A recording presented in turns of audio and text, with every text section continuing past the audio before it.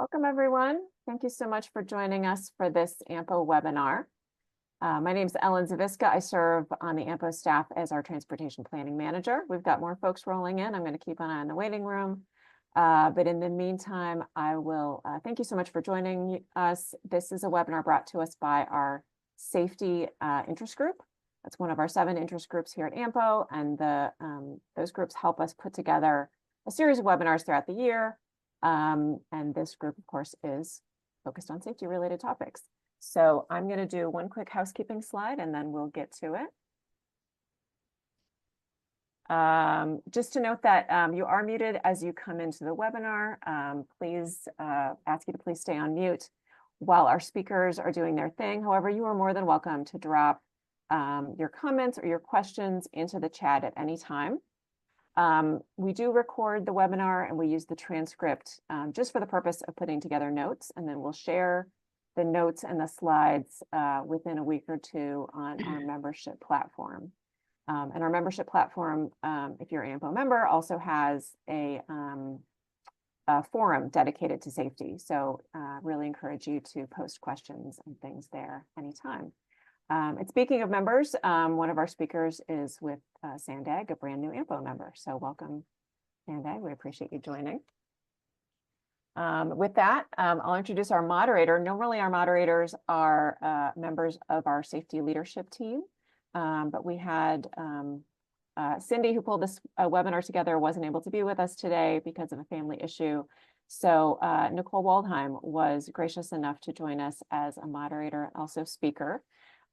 Nicole is a principal at Fair & Peers based in Washington, D.C., and she is a safety guru with experience at MPOs and in the consultant sector, and also worked here at AMPO many years ago. So excited about that, and she is going to introduce our topic and speakers. Great. Thanks, Ellen. Hello, everyone. It's really nice to be here today. As Ellen mentioned, I did start my career at the Association of MPO, so I do have some street cred, and it is nice to be back. So today we're going to be talking about a topic I have worked on for much of my career, planning our transportation system to prevent and reduce crashes. So you're going to hear an overview of the safe system approach from me, and then how MetroPlan Orlando and the San Diego Association of Governments applied and integrated the safe system approach into their most recent safety planning efforts. At the end, we're going to leave plenty of time to ask questions, but feel free to pop those into the chat as we go, and we will definitely get to them. So next slide, Ellen. I have the privilege of introducing our speakers. So after myself, today's first presenter is Laura. She has over 20 years of experience and is the manager of project development for MetroPlan Orlando. She's both a planner and an engineer, and really has an eye towards safety project implementation. I did ask the presenters for some fun facts about themselves. So Laura has a goal of running 25 half marathons in 25 states, and she's done 15 so far. So if you've got a question about that, feel free to put it in the chat. And then next slide. Today's second presenter is Sam Sanford. He is a senior regional planner at the San Diego Association of Governments and was the project manager for the agency's first Regional Vision Zero action plan. Sam is also focused on implementation now, but more with a focus on performance and programming coordination. So really nice mix of presenters. And fun fact about Sam is he's a big fan of Major League Soccer's newest team, the San Diego Football Club. So if you're a fan of another team, feel free to heckle. All right. So let me share my screen and just give you an overview. Safe system. All right. You seeing this okay? Yeah, looks great. Yes. Great. All right. So without further ado, let me share just a short primer on the safe system approach, and then we'll get into the Sandag and MetroPlan Orlando examples. So before I advance the slides, you might be wondering, why did I pick this photo of people's behinds as my cover photo? But this is a picture of actual MPO staff thinking through what safe system integration looks like. I actually worked with Federal Highway last summer on a series of workshops, and this is actually a shot of staff from 6 large MPOs solving the safe system integration challenges. So very relevant to today's conversation. So why a safe system approach? So we all know that fatality trends have not been great for several years, and despite best efforts, even in states with strong safety programs, the numbers aren't budging as much as we'd like them to. So as several agencies embarked on their safety plans, they decided to do something a little bit different, right? Really reframing their safety efforts using the principles and elements of the safe system approach. It has also helped that the Safe Streets and Roads for All funding program has really incentivized using the safe system approach as a framing tool to develop safety plans. So that's the why, a safe system approach. And so now the what. What is the safe system approach? In my opinion, it's a lot of different things. And while we do have a general definition of what it is, there's really no one right way to apply it.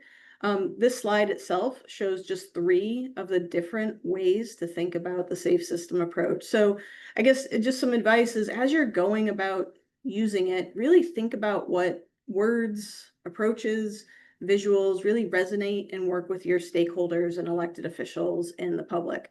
But just as a baseline, what is the safe system approach generally?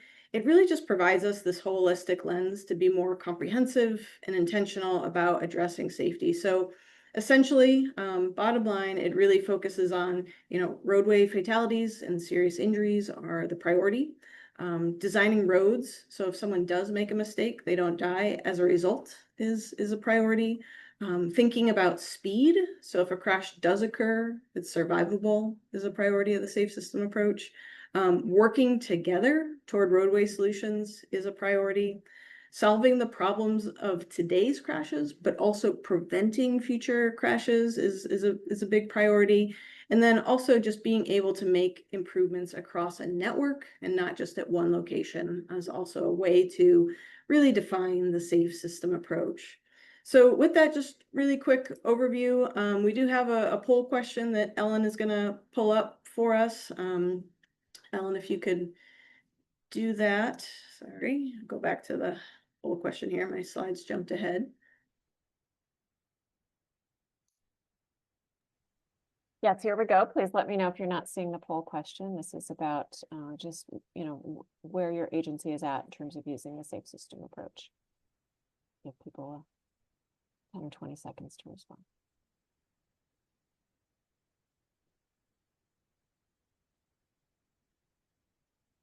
Yeah, we're seeing some good responses here. I think it's starting to level out.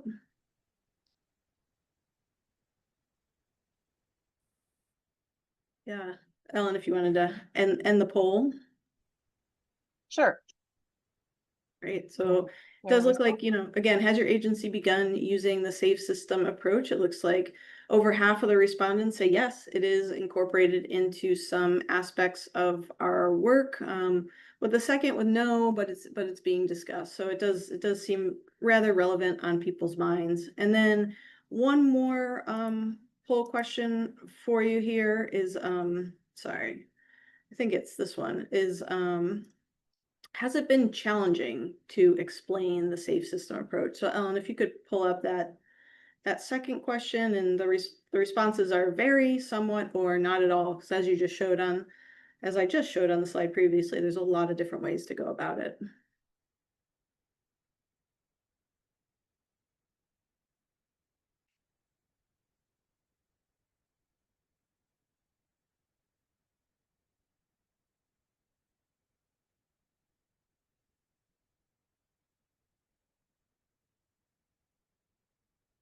All right. I think the results are settling down there.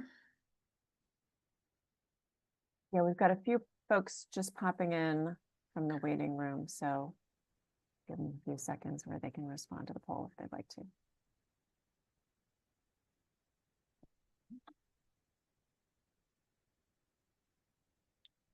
Yep.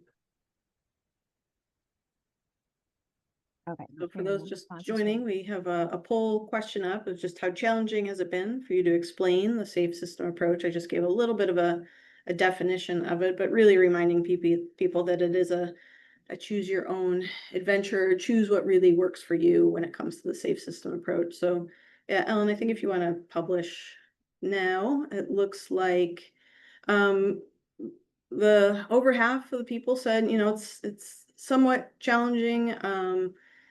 You know, a large percentage also saying not at all. So I think that's good news that there's been just a lot of education on the safe system approach. So with that, Ellen, can you pull it down or do I need to close it on my end? It should be down. Okay, just close out of that. All right. So let's keep moving here. All right, so this slide shows a basic framework for safe system integration. Can't talk too much more about this. It's being created for a federal highway project on how MPOs are integrating the safe system into planning. But ultimately, this guidance is going to highlight specific actions to infuse the safe system approach principles into your everyday roles in key planning products. It should be available this fall, so that'll be exciting for everyone. But kind of building on that, the next two slides really show some of the key insights we gained from this work, as well as working with other MPOs across the country. So again, this guidance will be out hopefully this fall, which kind of further explains like the connection between the principles and MPO roles. But here are some of the kind of common fundamental challenges related to safe system integration at an MPO really just rolled up. So I guess the point is, you know, misery always loves comfort, but if you experience any of these, you aren't alone, right? Many of your peers are dealing with the same issues that you are to really incorporate and integrate the safe system approach. I'm not going to read through all of the sub bullets. You can do that, but you know, just to highlight some of the core challenges, and again, some of these might resonate with you, is really, you know, how to lead with safety as the #1 priority in MPO staff job responsibilities and in transportation project prioritization. You all are thinking about a lot of things every day. So really how to make safety #1 is a challenge for folks. The second is just being able to tell the full safety story. So understanding not only where crashes occur, but you know, what are some of the surrounding contexts and land uses and things that are really contributing to crashes? That can be a challenge, is just obtaining that data. A third one is just transportation policies and standards that aren't really supported by local agency staff, and or maybe there's policies and standards in place, but there's really a lack of training and awareness from those who are implementing these things on kind of these more proactive safety related standards. A fourth one has just been an inability to engage all the partners who really need to be at the table in a meaningful way. And we'll talk about task forces in a little bit. And then the last one is just really, I hear this a lot, is the gap between the MPO prioritization and programming processes and then the actual implementation of safety solutions and how that plays out in real life. So again, just some of the challenges that some of your peers have experienced as well. But, you know, I like to start with challenges because on the flip side, you know, to address some of these things, MPOs are definitely coming up with solutions as part of the planning process and as part of these SS4A for all safety plans. So first one being is that to prioritize safety, some MPOs are really clearly laying out project prioritization processes inclusive of safety, but they're also taking that extra step and really providing training and guidance to MPO staff on how to consider safety and their core responsibilities. The second is to understand more of that safety story. MPOs are being quite intentional to understand what data exists beyond the crash data and then incorporating that into planning efforts. We're starting to see a lot more of that. MPOs are starting to craft or support local agencies in developing safety first standards and policies, or just being the person or the conduit to provide training on some of these existing standards and guidance. Fourth is safety committees in a structure to really continue focusing on safety beyond the plan are being institutionalized. And then lastly is MPOs are developing and providing more information on safety solutions and then sharing where to use those with local agencies. So a lot of countermeasure toolboxes and just really the right tools to help lead the horse to water. So these again are some of the kind of the key, challenges that MPOs have been facing with safe system integration as well as solutions. And I'm sorry, my slides just jumped ahead there. So just moving on, the last thing I kind of wanted to wrap up with for this introduction piece before I turn it over to Laura is that, everyone is really focused on safety right now, right? And in part to the funding incentive of the SS4A program. But this pot of money isn't going to last forever, but severe crashes will continue to occur. So as you develop and really implement your safety plans, it's also really important to think about how your program can be sustainable and lasting over the long run when this SS4A money might not be in place anymore. So here are really just 3 quick things to consider to keep your safety momentum going. And I'll give examples of these. The first is just making sure your program has funding longevity beyond this grant program. Making sure your safety program can accomplish other transportation goals in tandem with safety, but keeping safety in the mix. And then making sure that safety really becomes the easy choice, the thing you don't have to think about as part of your job responsibilities because it's just there. So again, those 3 things, the first key thing is to really think about for a sustainable safety program is how to leverage that other funding resources to keep your program healthy and afloat.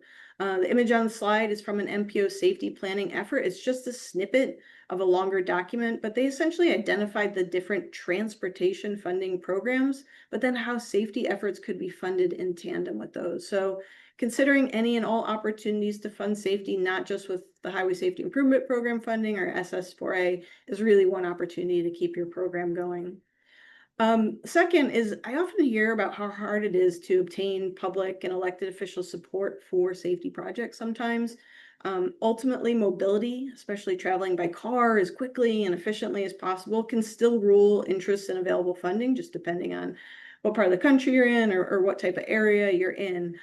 So another path to a more sustainable MPO safety program is really communicating and showing how safety can be achieved in tandem with other transportation priorities. So this is an example of a tool that was created to communicate locations where climate, safety, and utility needs could actually be addressed as equal priorities in the prioritization process.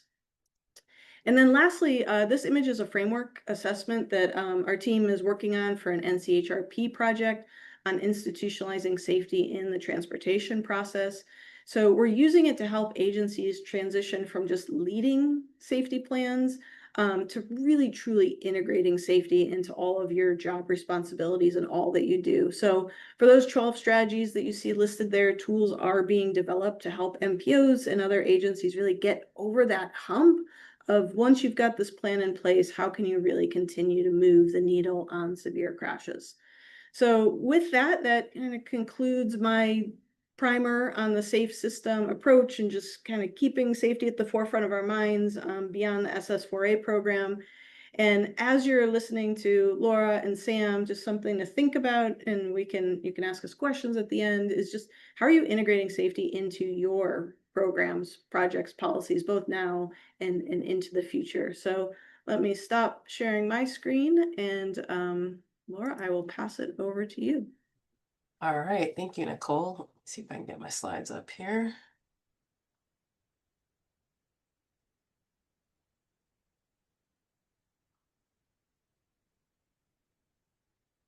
All right, are my slides being shared? Yep, I can see them. Okay, fantastic. Thank you. All right, well, thank you, Nicole, and thank you to AMPO for inviting me to share our story here in Central Florida of how we are incorporating the safe systems approach into our planning.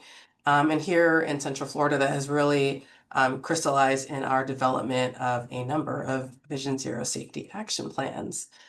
So first, a little bit about our region. So Metro Plan Orlando is the MPO here in Central Florida, and we have 3 counties within our planning area. 3 counties, 22 cities. At this point, it's actually probably north of 2.5 million people and nearing 80 million visitors annually that are coming to our region. So why Vision Zero? Why have we taken this step to really better incorporate the safe systems approach into what we're doing? Well, the numbers sort of speak for themselves. But really, our board started to get more interested than they had been, because safety has always been a priority, but more interested several years back as that Dangerous by Design report started coming out. Every time there's a new report that is released, I feel like we wait with bated breath, just hoping that we have moved down and not up.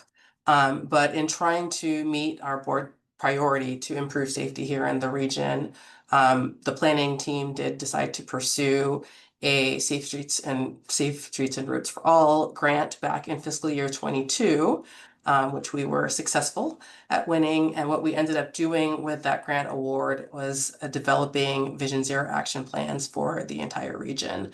And so what that looked like was developing sort of an overarching plan that covered all 3 counties. But then we also did individual localized safety action plans for each of the 3 counties and for every municipality in each of the counties. So at the end of the day, we were developing 23 action plans simultaneously this time last year.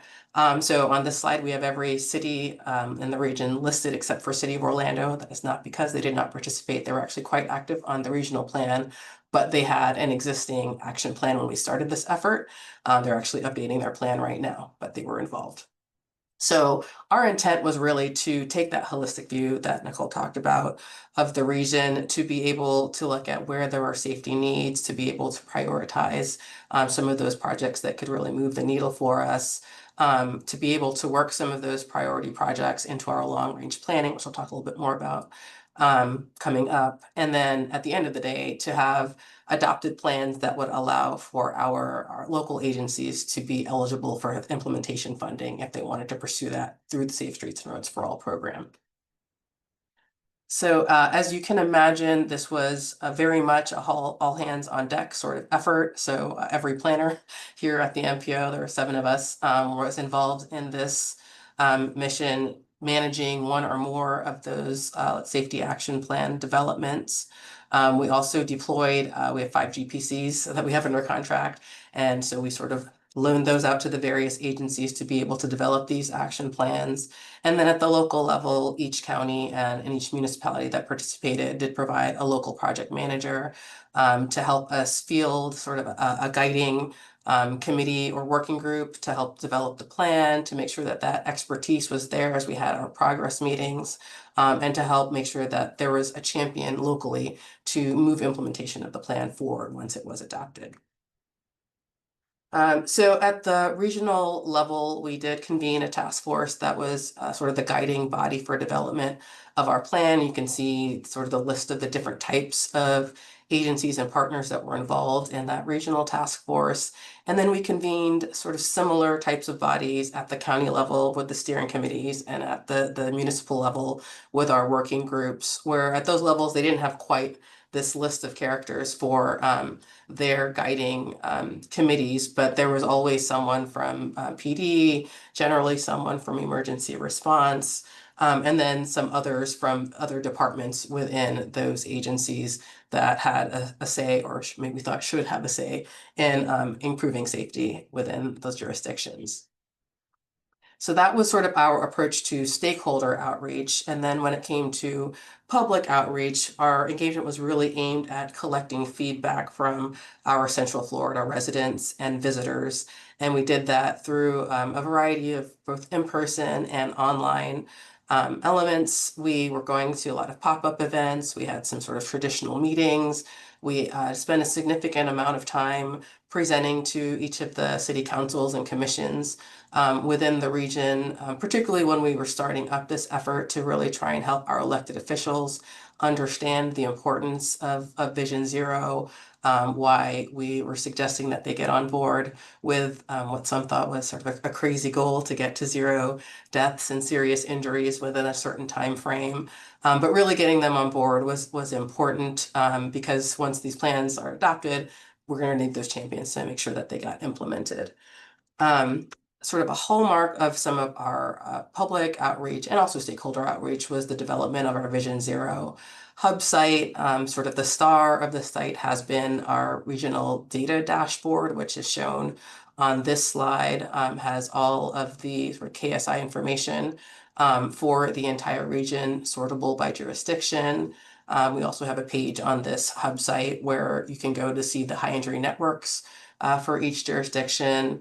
And then we also had a page on here where people could go and geolocate their comments for where there are areas in the region where they don't want to walk or bike or drive even in some cases because they don't feel that it's safe.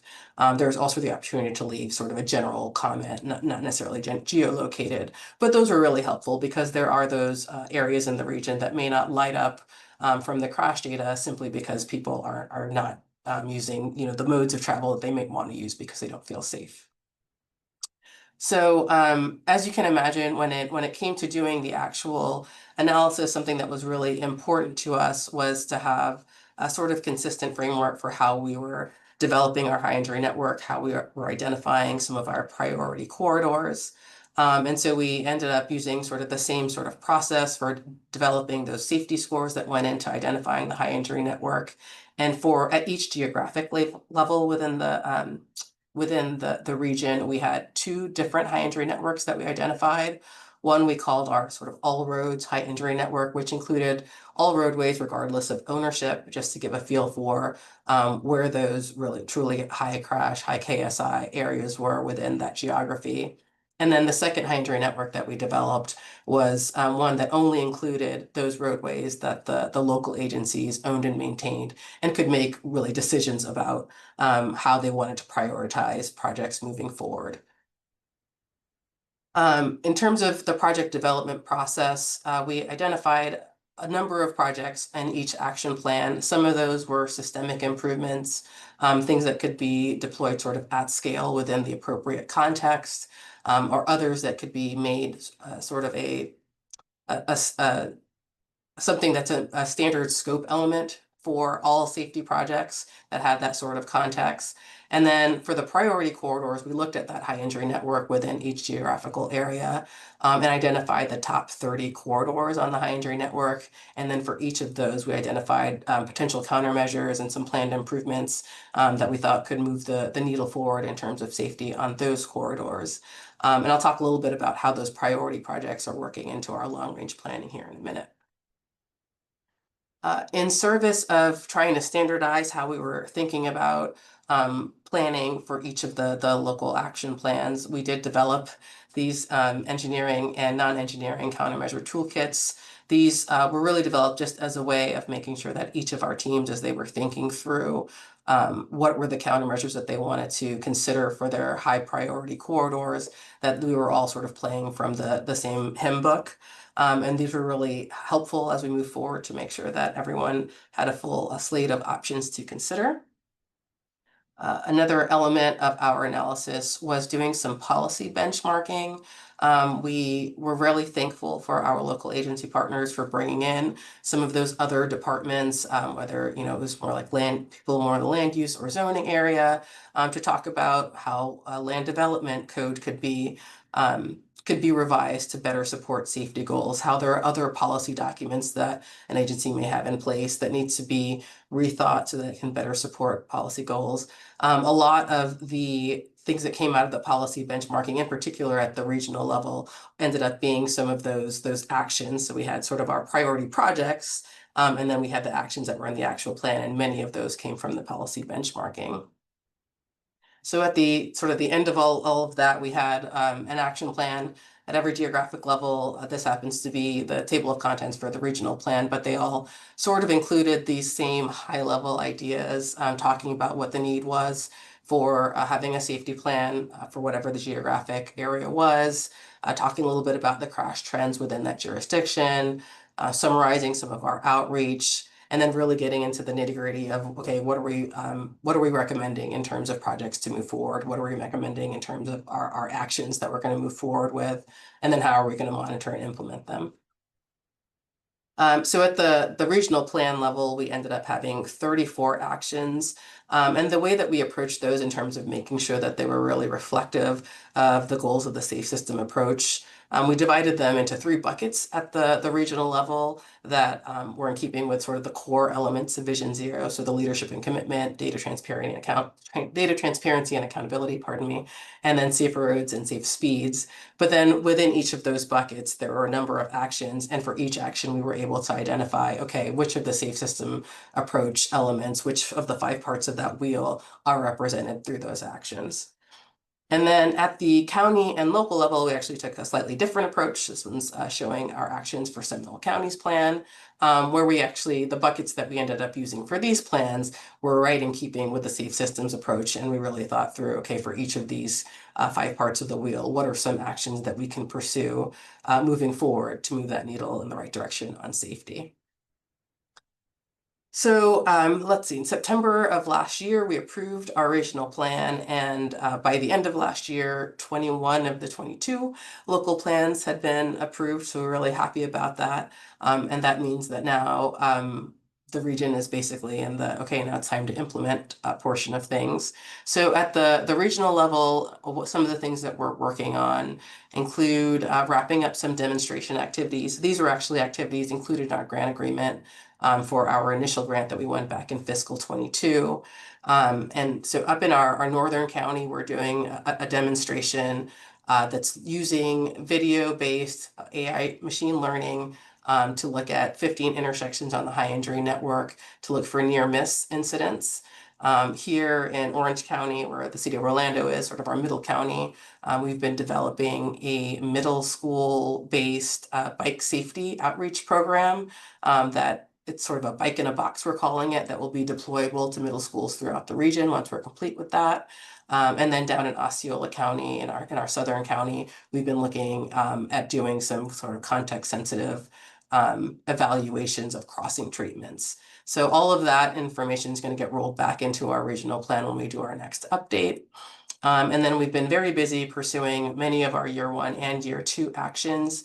Chief among those has been incorporating all of the projects that we developed through the development of the action plans.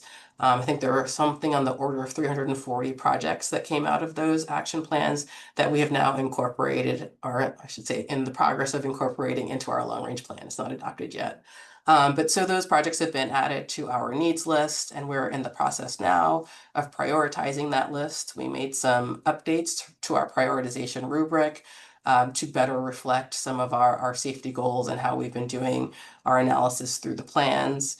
Another element of that will be reflected as we adopt our new plan and move into our upcoming years of funding is revisiting our funding policy.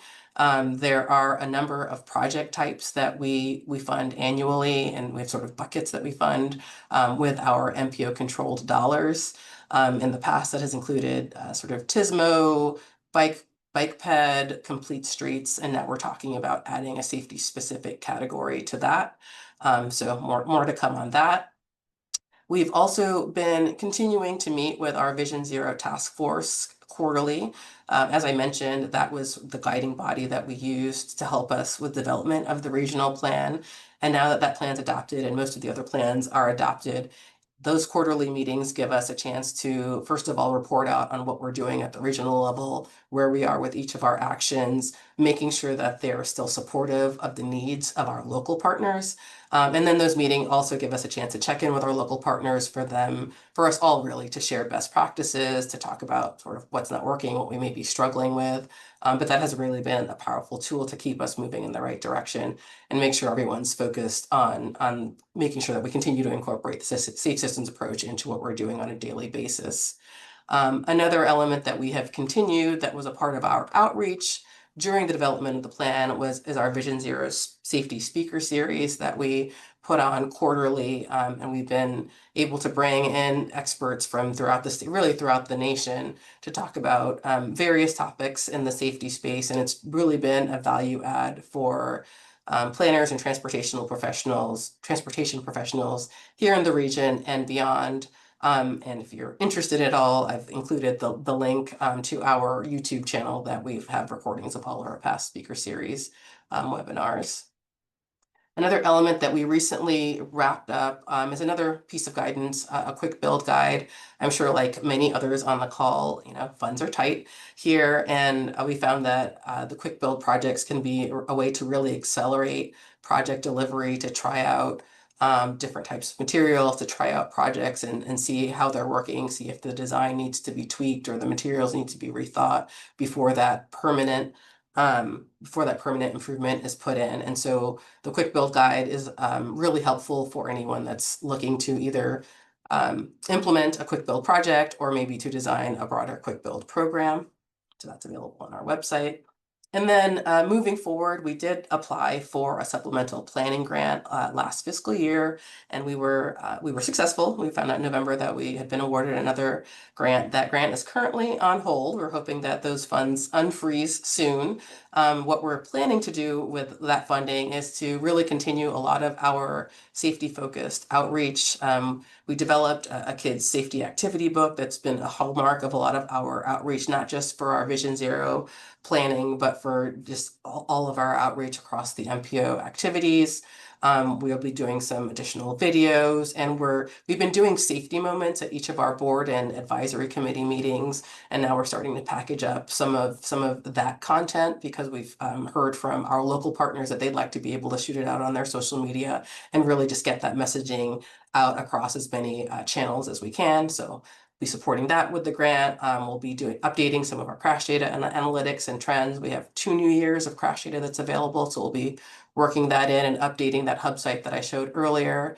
And then we'll be doing as many road safety audits as we can handle over the next couple of years on some of those priority corridors within our region. And then there's a picture actually of our kids' transportation activity book, and a PDF is available on our website if anyone would like to check that out. And I think we're running a little late, so I'm going to hold on my reflections and I can come back to those if time permits once we get to Q&A.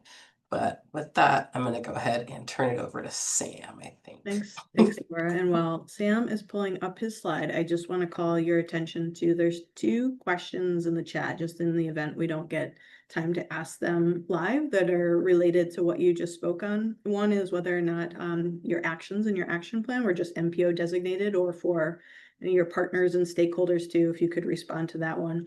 And then there was just another one that came in about what your safety moment looks like for your meeting. So if you could give people in the chat some feedback to those, that'd be great. And then I'll let Sam take it away.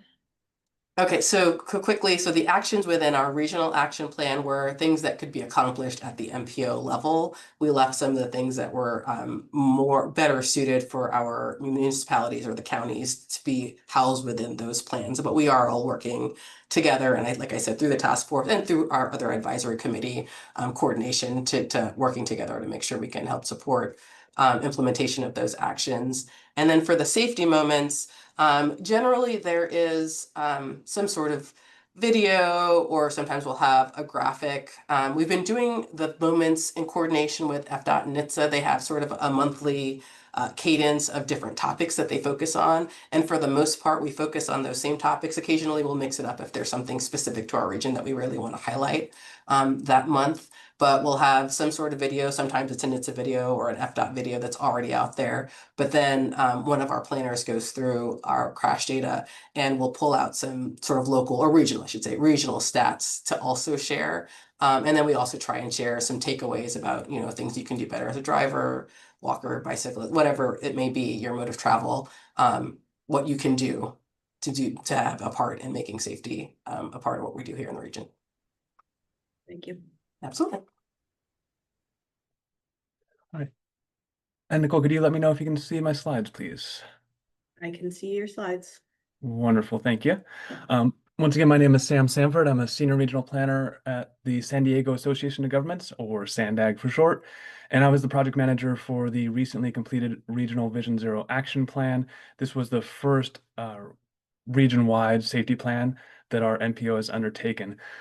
Thanks to AMPO for the invitation to speak on this and to share our thoughts and share our experience with safety planning and integrating safety into all that we do as an MPO. And I think you'll hear a lot of what I speak to. Some of this can echo the ideas that Laura shared, and I took notes on a lot of ideas that Laura shared that I want to incorporate into our program going forward, and all how this fits into the framework that Nicole kind of pitched the session off with, and how these work together.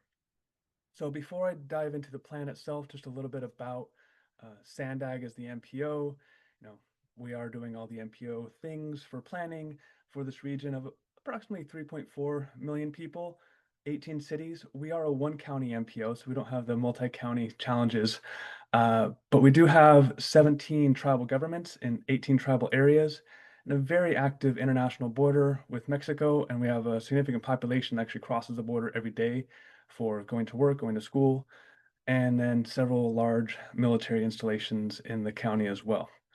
So in addition to being an MPO, SANDAG is also a consolidated agency. So that's one thing that makes us a little unique. So in addition to planning, we also build. We rely on partnerships with our local agencies because we're not operators. So we will build in coordination with local operators and owning agencies. We build it on their behalf, and then we pass on the operations and maintenance to them once it's constructed. Typical construction projects are, regional transit, such as rail, is pictured here, and then also separated facilities and regional active transportation facilities. The goal here is to provide mobility, the options that are the same level or same playing field for all. Third kind of image on here is the preservation part. So we do have a large mitigation bank, in part because of our construction arm, but also on behalf of all of our regional partners.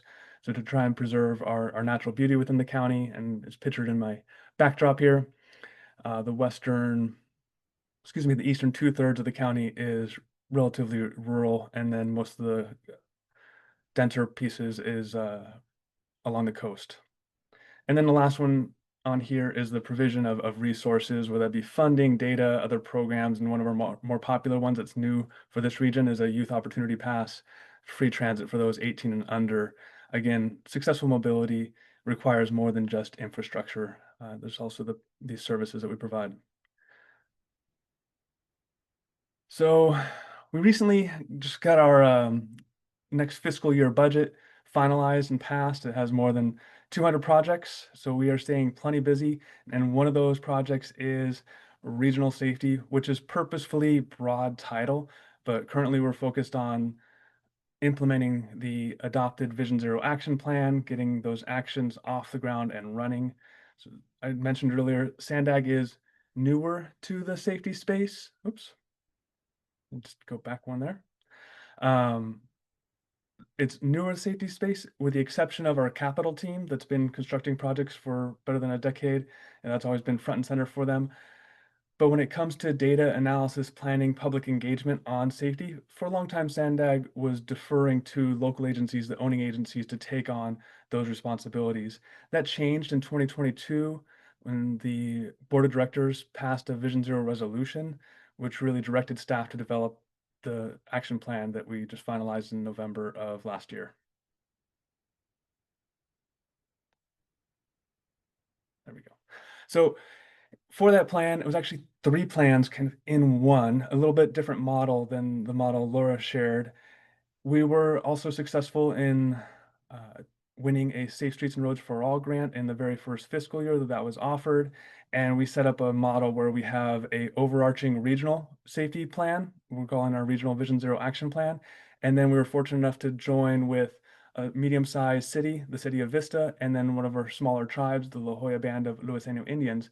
And they each developed a comprehensive safety action plan for their area. So we had a regional plan that covered all the tribes, all the jurisdictions within the county at a high level, understanding network and regional challenges. And then we had these 2 model plans, these comprehensive safety action plans for a city and a tribe that dove deeper into analysis for their area, and then actually had more specific recommendations for their projects going forward. So those 2 comprehensive safety action plans are now meant to be models should other cities or tribes want to emulate that and follow that same path. And then our state DOT, Caltrans, was with us hand in hand the whole way, helping with this effort. This is the inside cover of our safety plan. And to me, this really speaks to the need of why we do this and why we need to continue to work in this area. So in the 5 years of data that we analyzed for this plan, 2018 to 2022, 4,433 people lost their lives or were seriously injured on our roadways. Sharing this and having our team get icons of humans, each icon represents a person that was harmed or fatally struck on our roadways, has been a very powerful message for both the public and our electeds, driving the point home of why this matters. The plan itself is written at a very high level to be digestible, understood by all, those that are safety professionals or those that are just casually, they stumble across or click on this and want to know more. It really gets into, what is Vision Zero? It is a term that as we went through this process, we discovered that there's a lot of constituents, a lot of residents that weren't familiar with the concept of Vision Zero in the realm of safety, or safe systems approach even less. So first we had to just get a level playing field so people understand the terminology and why this matters. Second part was getting into understanding the problem. What are some of the safety challenges we have within our region specifically? Then what types of solutions? This is where we got into our public engagement. What solutions does the public want to see? And so we had in-person engagement with, we had a lot of involvement with our community-based organizations, and they helped build a kit where they could go out in the community and people could engage with a sticker activity to select the types of countermeasures or safety solutions that they would want to see in their neighborhood. And we had an online engagement tool also map-based where people could put in comments, and we got nearly 3,000 comments in a 6-week period. It was highly utilized. And then the last piece is, how do we get to zero? So what are those exact steps and what can it look like? What are some model projects that can come out of this? That was the structure of the plan, and then accompanied by 7 technical appendices with all the data and the information for those that want to dive deeper into that. Now, while all this was going on, one of the very first steps was getting the data together. And you'll hear me come back to this idea of data and the importance of this and providing it region-wide. One of the first steps was taking our safety data that's provided by the state. It's been publicly accessible, but it's not that accessible initially. It just is several related tables, comma separated values. You'd have to download, put them together. It wasn't for a typical user. So Sandag took the heavy lift, pulled data for more than a decade, related it, did a lot of the work for cleaning, processing, coding, and making it into an interactive dashboard. The idea is the benefits to the region, as opposed to having each jurisdiction doing this separately and spending analysts or planner time, data staff time to do this for their jurisdiction. Sandag's taken the lift to do this for the entire region, and then it can be filtered down by owning agency, by jurisdiction. This has paid dividends because now it's being used for grant applications going forward. We have data for more than a decade, so doing before and after studies or reviews of implementation actions from the past has been possible due to this large effort. Once we had that, we could start looking at what we called a safety focused network. Others might call this a high injury network. Our stakeholder group preferred this terminology for identifying the highest concentration of crashes. And so for us, we're able to identify that 6% of roads account for 54% of fatal and serious injury crashes. And I can't tout this enough as far as being able to communicate effectively with electeds on the challenges where they first start off with, oh, we have more than 10,000 miles of roadway. Where do we even start? How do we get to zero if we have this much miles? This was a very helpful tool for getting it down to a much more manageable size of about 600 miles. Still a lot, but tremendous improvement over the 10,000 that we started with when we initiated this process. And then keeping the equity lenses on this as well. Our region equity makes up only 19% of the region, but 44% of the safety focused network. This is the reactive network looking at crash concentrations, those high severity crashes. We also looked at a proactive. So we looked at that safety focused network and identified some common characteristics for where those heavy or high severity crashes were occurring. And then we looked across the entire network to see where else are those clusters of those characteristics kind of stacked on top of each other, and made this risk-based network to identify opportunities for safety investments. While there hasn't been a history of crashes necessarily at these locations, they're still at a higher risk and recommended for investments. While all the flashy, data analysis was being shared and worked on, there was a lot of work being performed on the side with assessment of our current operations, our current understanding of safety, really in three separate processes. First was a program and policy review. This examined transportation plans, safety plans across the region. We looked at over 36 documents themselves, really to see if there's opportunities for additional engagement later on, but it was a snapshot on safety practices for the region. Second one was the benchmark assessment and then implementation actions, which I'll just cover on the next 2 slides.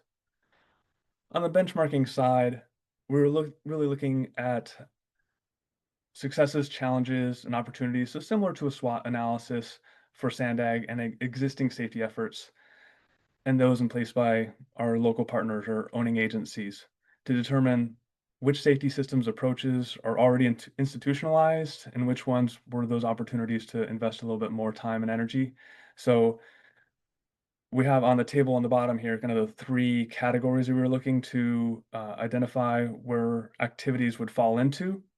And one example of this is when we went through the process on the coordination between agencies is generally not a current practice. We were finding that each local agency was working on safety a bit in a silo and not able to talk to their neighbors and share ideas. And so one of the activities, actions that will come out of this, I'll cover in the next slide, is setting up a task force. We had a task force for the development of the plan, and then that was sunset once the plan was completed. And now we're looking at reviving a larger task force, including all areas of the safe systems approach. And we're in that process right now. And that actually brings us to a poll question. I'll pause here for Nicole to help out with that question, but we wanted to ask if other MPOs have an existing task force going or if they're working on one. Yeah, and I think, Ellen, if you could pull that up. Oh, I see it. Hopefully other people do. Sam, do you see it? Yes, I do. Okay, great. Would you like me to commentate on it, or would you like to? I can. I'll just give it Okay. a maybe another 10 seconds, either for this one, does your MPO have a group, task force, or committee dedicated to transportation safety? And then there's 3 options there, yes, no, but we've discussed it, or no. And it looks like it's settled down now, so if we want to go to share the results. So it's kind of split between 38% having, yes, already having a group, and then 38% not having a group at all, and then 25 no, but we've discussed it. So Sandag is definitely in the no, but we've discussed it. We're actively working on it. We just haven't had our first meeting yet. We're just going through those steps still. So thank you all for sharing that. Close that from my screen. And then if you're curious, the structure of the 6 categories on this slide, these were taken from Federal Highway Administration. They had a primer on safe systems approach for bicycle and pedestrians. We just kind of made it more broadly for all benchmarks for the safe systems approach. And then into the implementation actions. There we go. When we got to the implementation actions, this is where we got to this idea that Nicole spoke to, that we want to integrate this into our existing processes, our existing practices, and not have it siloed off by itself and be this one-off or a separate bucket that might have communication or challenges with other teams. So we really brainstormed on what does our agency do, just at a very high level. And we came up with these 7 categories: coordinate, advocate, plan, fund, educate, evaluate, and implement for SANDAG. Then we took actions and we nested them under each of these 7. And this is included in the appendix, and it has about 36 actions, mostly focused on what SANDAG can directly address or influence as we go through these 7. I'll give you 3 examples of actions that we have recently completed, and they fall into the fund, plan, and implement category. On the funding side, SANDAG manages really two fund sources that we then have calls for projects across the region.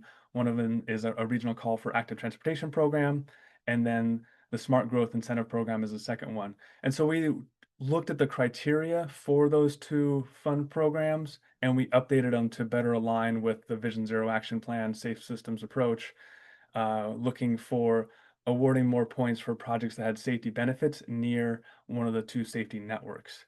And this went very quickly and smoothly through the approval process up to our board. They were very much in favor of making these updates, and it was a really smooth process for updating that criteria.